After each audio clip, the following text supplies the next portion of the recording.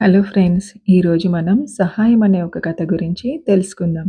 ఒకరోజు వేటగాడు అడవిలో తిరుగుతూ ఒక పావురాన్ని చూశాడు. దాన్ని పట్టుకోవాలని వల వేసి నీటి దగ్గర దాచాడు. దాహంతో వచ్చిన పావురం నీరు తాగబోతూ వల దగ్గరికి వచ్చింది. అది గమనించిన చెట్టు మీద కూర్చున్న ఒక కాకి పావురాయిని హెచ్చరించింది. అన్నా, ఆ నీటి దగ్గర ప్రమాదం ఉంది. దగ్గరికి వెళ్ళొద్దు. కానీ పావురం మొదట నమ్మలేదు. చివరికి జాగ్రత్తగా చూసి వల ఉన్నట్టు గుర్తించింది.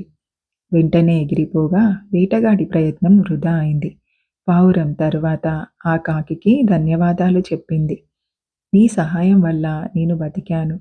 నిజమైన స్నేహితుడు అంటే ప్రమాదంలో అడ్డుకోవడమే అని అన్నది.